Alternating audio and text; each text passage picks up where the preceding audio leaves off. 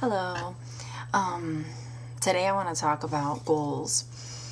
I know that there are seasons in life, like when you have a brand new baby, where the goal is simply survival. I'm not going to be speaking to those seasons. I know sometimes the goal is survival.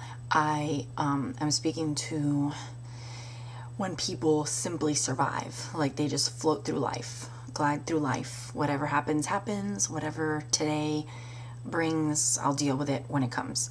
In a sense, yes, we need to just take one day at a time. I totally see that. But we need to have goals. We need to think about where we want our relationships to be 20 years from now. We need to think about who we want to be in Christ a year from now, 10 years from now, 20 years from now. We need to think about these things, because if we don't, then we're not working towards anything. And what do you do in the meantime? Just float through life. So I just wanted to give you a healthy, encouraging reminder that if you want to be closer to the Lord, if you want to grow in your faith and you want to be a more mature Christian, work towards that. Do things today, tomorrow, every day to work towards that. Be in the Word, be in prayer, surround yourself with believers that are going to encourage you in the faith. Go to church. You know, you need to work towards that. It's not just going to happen by itself. If you want to have a deep, profound, rich marriage and you want to be together forever, work towards that. You need to be fulfilling your role biblically, submitting and respecting your husband, loving him, doing no harm to him, being tender and kind and self-controlled. I mean, you need to work at your marriage every single day. I read somewhere that every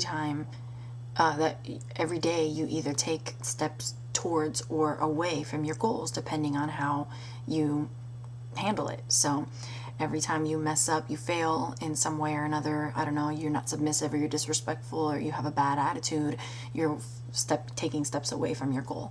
So that's another example. Marriage, parenting. If you want your children to obey you, work every day in training them to obey you. They're not just going to obey on their own. Their depraved, sinful nature is real. I mean, I don't think we have to prove that to anybody. Just watch your child for a little while.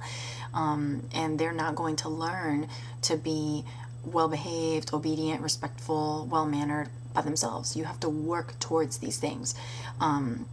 If you just glide through life and take everything as it comes and just survive all the time, you're going to end up miserable and with a lot more work in your hands than if you start now or start early. And I mean, you can apply this to anything. If you want to be healthy, eat healthy, to make wise choices today so that you can be healthy tomorrow. So this is just a friendly reminder. I know people know this, but I think that we just forget, and we just find ourselves going through life and just crazy and stressed out and have no goals.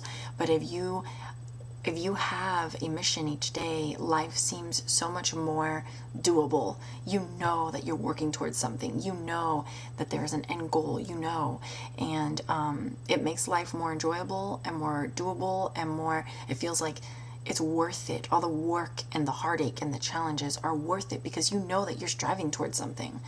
I'm also not ignorant enough, and I don't want to lie to anyone and say that there is a recipe for anything. There are no guarantees in life, period. I can speak to my children about the Lord every day, and they may never know him. There's no guarantee. You can eat healthy every day and get cancer and die.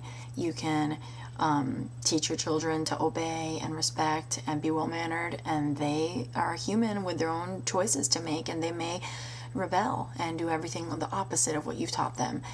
I know that there's no guarantees, and that is not our focus. Our focus is, Lord, you've given me these roles, and I'm going to work unto you and fulfill them as best as I can, and I'm going to take responsibility and do them well. And that is our mentality and what we need to be focused on. If you're focused on you need to be focused on the end result, but once you get there and it's not what you hoped for, thought it would be, we need to know that we have to be prepared to trust in whatever God has in store for everything, because he is sovereign. He is all powerful over every single little detail of your life.